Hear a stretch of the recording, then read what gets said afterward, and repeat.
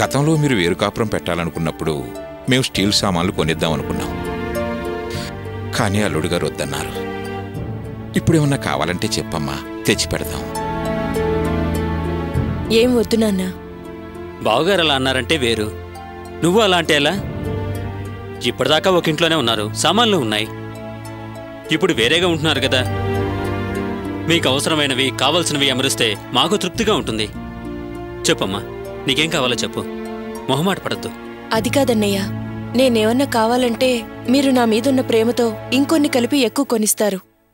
ఇందాక వదిన చెప్పినట్టు ఇక్కడ కూర్చోడానికే స్థలం లేదు. ఆ సామాన్లు ఎక్కడ పెడతాం?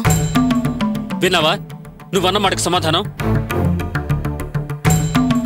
నీ మాట దాని మనసుకు ఎంత ఇబ్బంది కలిగించిందో చూడు. ఇక మీద నువ్వు మాట్లాడకుండా నోరు మూసుకొని కూర్చో. అర్చన, తప్పుగా అనుకున్నావా? అలా అనుకోకమ్మా. నాకెప్పుడు స్ట్రైట్ గా కుండ బద్దలు కొట్టినట్టు మాట్లాడటం అలవాటు. లోపలొకటి బయట ఇంకొకటి చెప్పే అలవాటు నాకు లేదు. ఎలాగో అలాగా అత్తయ్య ఆశపడ్డట్టు నీ మొగుడుతో నువ్వు వేరే కాపురం పెట్టేశావు. ఈ టైంలో అత్తయ్య కూడా ఇక్కడుండుంటే చాలా సంతోషపడేది. ఏం చేద్దాం, దేనికైనా రాసిపెట్టుండాలి. దానికి మనమేం చేస్తాం? మంచిగా రామ్మా అని చెప్పాం, కానీ అమ్మే పట్టుదలతో రానని చెప్పింది. ఎలా వస్తుంది కావ్య?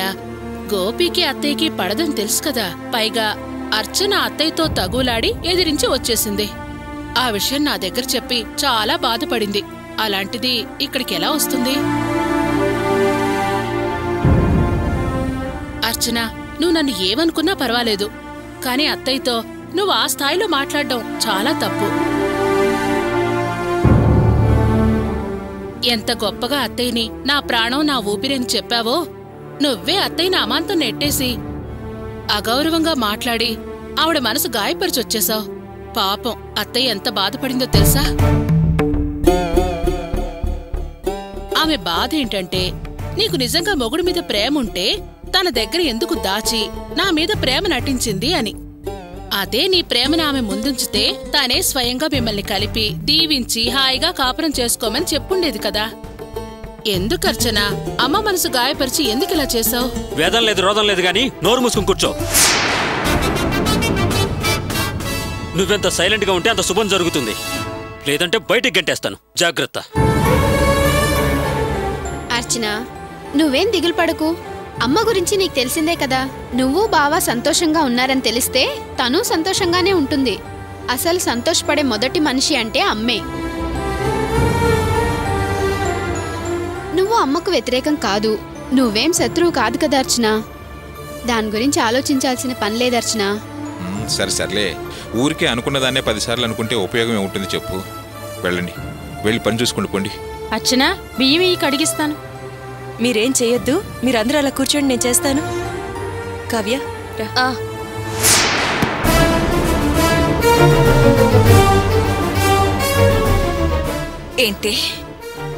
ఏంటంటున్నా? అర్చన వాళ్ళ అమ్మని ఎదిరించి నాకు గోపియే ముఖ్యమని వాడి దగ్గరికి వెళ్ళిపోయిందా? అంతేకాదు, ఈరోజు పాలు పొంగించి పరవాణాలు పంచి వేరే కాపురం కూడా పెట్టేసింది. ఇంకా వివరంగా చెప్పాలంటే దానికి రాత్రి మొదటి రాత్రి, అది 1 సంవత్సరం తర్వాత.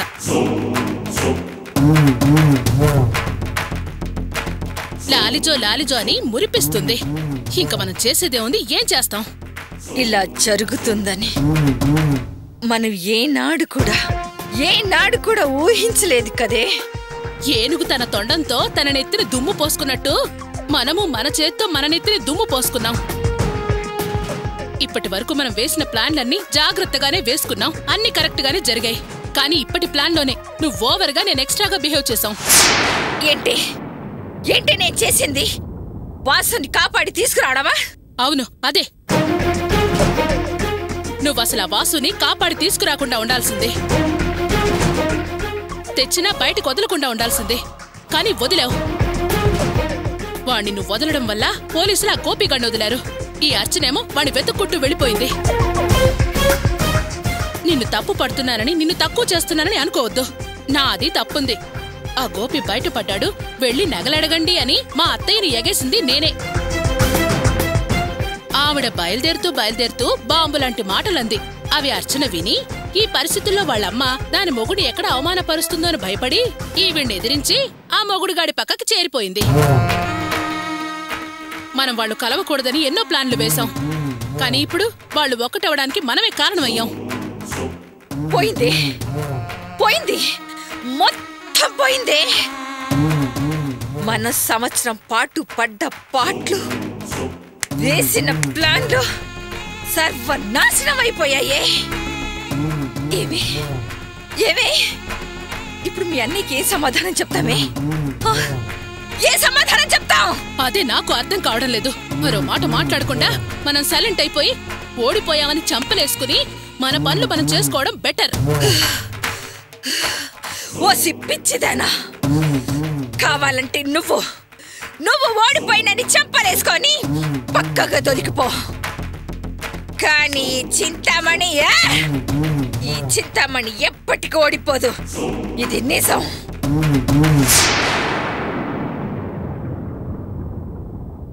అక్క అక్క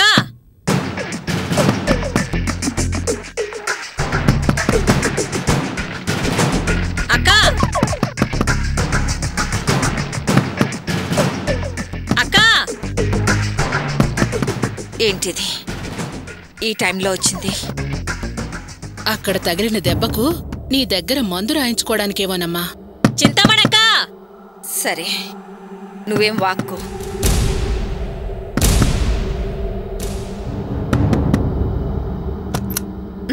రాక్క, అయిపోయిందక్క, అంతా అయిపోయింది. మొత్తం మట్టి కొట్టుకుపోయింది. ఏదైతే జరగకూడదు అనుకున్నావో అంతా జరిగిపోయింది. మీరు అక్కడి నుంచి వచ్చేసాక మొత్తం తలకిందులైపోయిందక్క. పెద్ద కురుక్షేత్రం జరిగిపోయింది. ఇల్లు వల్ల కాడైపోయిందక్క. నువ్వు అలా బాధపడకక్క, ముందు లోపలికి రా. నువ్వు అలా ఆందోళన పడకు. రాక్క, రా కూర్చో. ఊరుకోక్క, ఊరుకో. జరిగిందేంటో ఇప్పుడు జయంతి వచ్చి అన్ని వివరంగా చెప్పిందక్క. నేను మీరంతా సుఖంగా సంతోషంగా ఉండాలని వాసును కాపాడి ఒక మంచి పని చేశాను అనుకున్నాను. కానీ అది ఈ గొడవకు కారణం అవడం కలిసి వేసిందక్క. నాకు చాలా బాధగా ఉందక్క. ఇదంతా నా కర్మక్క. నువ్వు మంచి జరగాలని చెప్పావక్క, కానీ ఇదంతా నా వల్ల, నా మాట దురుస్తానం వల్ల జరిగిపోయింది. మౌనంగా ఉండలేకపోయాను. కన్న కొడుకుని కళ్ళ ముందు కొడుతుంటే నువ్వెవడవరా నా కొడుకుని కొట్టడానికి అని చెప్పి నోరు జారాను. ఆ మాట ఎందుకు దారి తీస్తుందని అస్సలు అనుకోలేదక్క. అది కూడా ఆవేశంలో అనేశాను, అంతే. అది ఇంత నష్టం తెచ్చిపెట్టింది. అంతా నా దురదృష్టం అక్క. అక్క, నేను కోపిష్టినే. కోపం వస్తే ఉగ్రం వస్తుంది. అప్పుడేం మాట్లాడతానో నాకే తెలీదు. కానీ నేను ఆ మాట అనేసరికి గోపి అంతా ఇంత బాధపడలేదక్క. సరిగ్గా ఆ సమయంలో ఈ అర్చన ఎక్కడి నుంచి ఊడిపడిందో తెలీదు. అపరకాళి అవతారం ఎత్తింది. గట్టిగా అరిచి ఎదురు తిరిగింది. అడగాల్సిన మాటలన్నీ అడిగేసింది. పైగా కత్తిపేట తీసుకుని నన్ను వాసుని నరికి పారేస్తానని ఒక శక్తిగా మారిందక్క. నా కాళ్ళు గజగజ వడికిపోయాయక్క. ఈ రోజు మా ఇంట్లోనే ఒక గదిలో వేరే కాపురం పెట్టేసిందక్క. దానికి సంతోషంగా ఉండొచ్చు, కానీ నా కడుపు మండిపోతుందక్క. ఇప్పటి వరకు కుటుంబాన్ని ఒంటి చేత్తో నడిపినవాడు, సంపాదించి పెట్టి ఒక్క చెయ్యి వాడే. అలాంటి వాడి నానా మాటలు అన్నాను. ఇప్పుడు ఎలాగక్క? ముందు ముందు నా కూతురి పెళ్లి ఎలా చెయ్యాలి? ఈ కుటుంబం ఎలా గడుస్తుందో నాకు అర్థం కావట్లేదక్క. నా పని కుడిదిలో పడ్డ ఎలుకలా అయింది. నాకేదాని కనిపించట్లేదక్క. ఎందుకు పిన్ని అంత బాధపడుతున్నారు?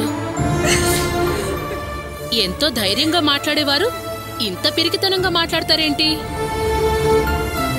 వాసు కుటుంబాన్ని పోషిస్తానని మాటిచ్చాడు కదా, ఇంక నీకేం భయం? చదువు సంధ్యలేని గోపియే మీ కుటుంబాన్ని పోషించగలేంది డిగ్రీ చదివిన వాసు పోషించలేడా? ఎందుకంత భయం? ధైర్యంగా ఉండండి. అయ్యో, వాడి గురించి నీకు తెలీదమ్మా. వాడి గురించి పూర్తిగా తెలిసిందని నేను. వాడి ఒట్టి స్వార్థపరుడు. వాడి కోసం, వాడు అనుకున్న దానికోసం నన్ను చంపడానికి కూడా వెనుకాడ్డు. వాడిని నమ్మి నేనెలా ధైర్యంగా ఉండగలనమ్మా? వాడు రాణి పెళ్లి చేస్తాడంటే నమ్మాలా? ఈ కుటుంబాన్ని పోషిస్తాడంటే నమ్మాలా? ఇక నా మొగుడు గారి సంగతి సరే సరే, రూపాయి కూడా కొరగాడు, తాగుడు తిరుగుడు. ఆ ఇంట్లో మంచివాడు మనిషి అన్నవాడు గోపి ఒక్కడేనమ్మా. వాడి మీద భారం వేసి ఇన్నాళ్ళు హాయిగా జీవితాన్ని గడిపేశాను. నేనిప్పుడు చెప్పకూడదు కానీ వాడిని అడ్డం పెట్టుకుని కుటుంబాన్ని నడిపిద్దామనుకున్నాను.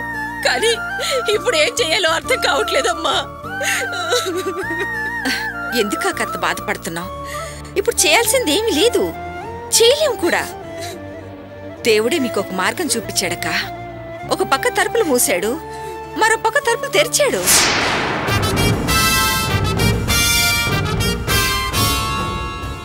ఏంటక్కా, ఏంటి నువ్వనేది? దేవుడేంటి? తలుపులు ముయ్యడం ఏంటి? తలుపులు తెరవడం ఏంటి? నాకొక్క ముక్క కూడా అర్థం కావట్లేదక్కా. నువ్వన్నట్టు వాసు బాధ్యత లేనివాడు స్వార్థపరుడు. సరే, వాణ్ణి వదిలేసేయి. మరి వాసు భార్య ఎవరు? ఎవరు?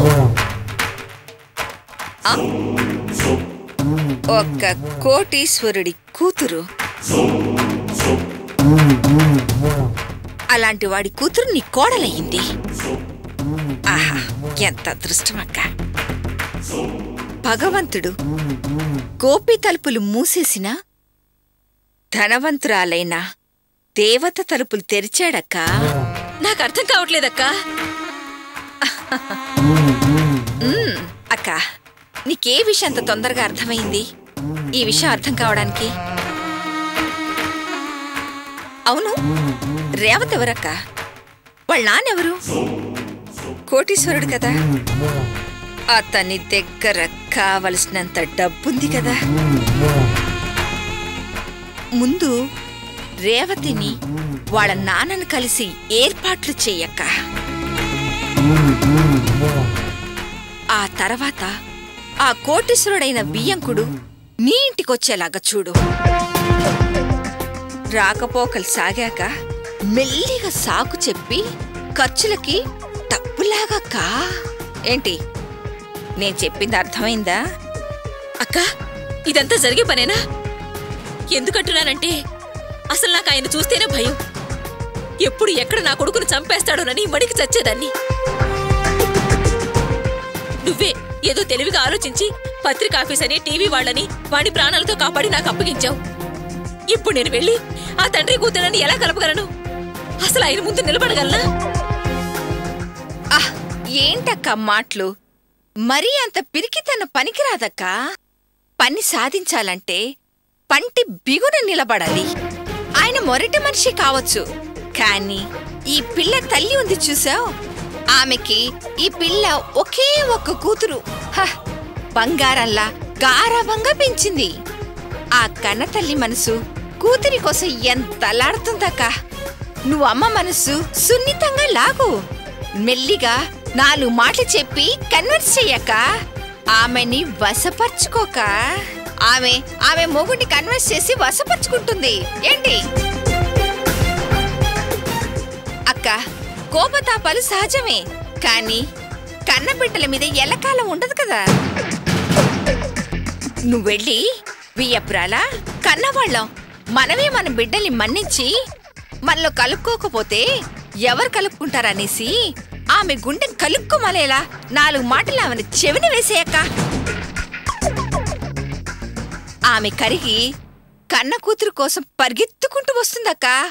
ఆవిడ వెనకాల ఆయన వస్తాడక్క. అక్క, నేను చెప్పినట్టు చేస్తే అన్ని సవ్యంగా జరిగిపోతాయక్క. అప్పుడు నీ భయం తీరిపోతుంది. అప్పుడు గోపి కూడా అక్కర్లేదు, ఆ వాసు కూడా అంతకంటే అవసరం లేదక్క. ఆ రేవతి నీ రాణి పెళ్లి ఖచ్చితంగా చేస్తుందక్క.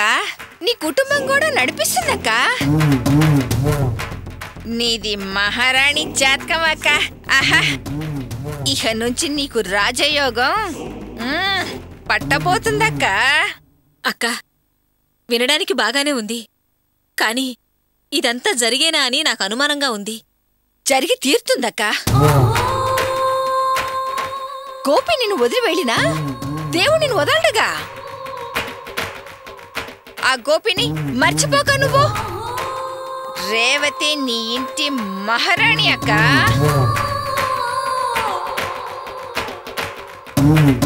ఆ రేవతిని చూసుకునే విధానం పట్టి అన్ని జరిగిపోతాయి. సరే అమ్మా, నేనింక బయలుదేరుతాను. పిన్ని, నేను బయలుదేరుతాను. అలాగేనమ్మా. అక్క పంపించొస్తాను. రమ్మా.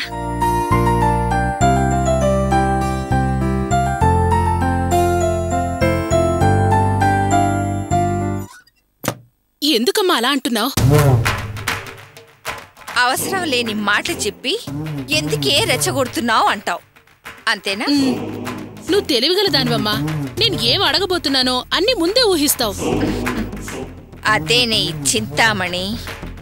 నేనే దాని కూతురు పెళ్లి సవ్యంగా జరిగి వాళ్ళు సుఖంగా ఉండాలని చెప్పలేదే. ఆ భాగ్యం రేవతి మీద ప్రేమగా ఉంటుందని తెలిస్తేనే వాళ్ళ మధ్య తగు రేపాలి. అర్చన జీవితం మీద దెబ్బ కొట్టొచ్చు. అర్చనని ఎప్పటికీ ప్రశాంతంగా ఉండనివ్వను, ఉండకూడదు. అదేనే ఈ చింతామణి ప్లాన్. అమ్మా, ప్లాన్ బాగానే ఉంది. కానీ అమ్మా, ఏమో ఏదో ఒకటి చెయ్యి. సరే, నాకు టైం అయింది, నేను వస్తానమ్మా. సరే వెళ్ళరా.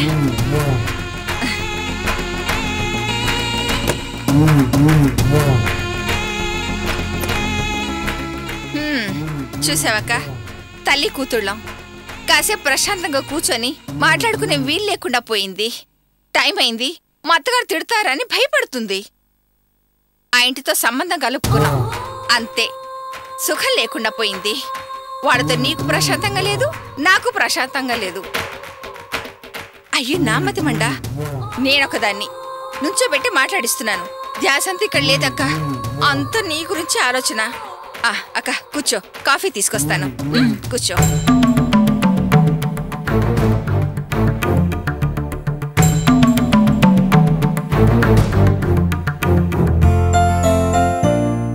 ఏమండి, కాఫీ తీసుకోండి. ఎవరో వచ్చారు చూడు.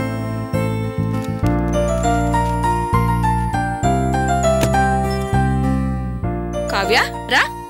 బాగున్నావా? మీరెలా ఉన్నారా? బాగున్నానమ్మా. రా రామ్మా కావ్య. రామ్మా కావ్య, వాట్ ఏ సర్ప్రైజ్. కూర్చోమ్మా. ఎలా ఉన్నారు అంకుల్? ఎలా ఉన్నావమ్మా? కావ్య, కాఫీ తాగుతావా? నాకిప్పుడేం వద్దా ఆంటీ. దిలీప్ ఉన్నారా? ఉన్నాడమ్మా. దిలీప్, దిలీప్, దిలీప్. వస్తున్నానమ్మా. కావ్య, దర్శిని చెప్పిందని మా దగ్గర చెడ్డపిడి తెచ్చుకోవడానికి నటించావా అమ్మా? ఆంటీ, అదంతా జరిగిపోయిన విషయం. ఇప్పుడెందుకు చెప్పండి? అదిగో దిలీప్ వచ్చాడు. కావ్య, ఏంటి ఇలా సడన్ గా వచ్చి ఆశ్చర్యపరుస్తున్నావు? మరీ అంత ఆశ్చర్యపోకండి. నేను మిమ్మల్ని ఆశ్చర్యపరచడానికి ఏం రాలేదు. దర్శిని పంపించింది, అందుకే వచ్చాను.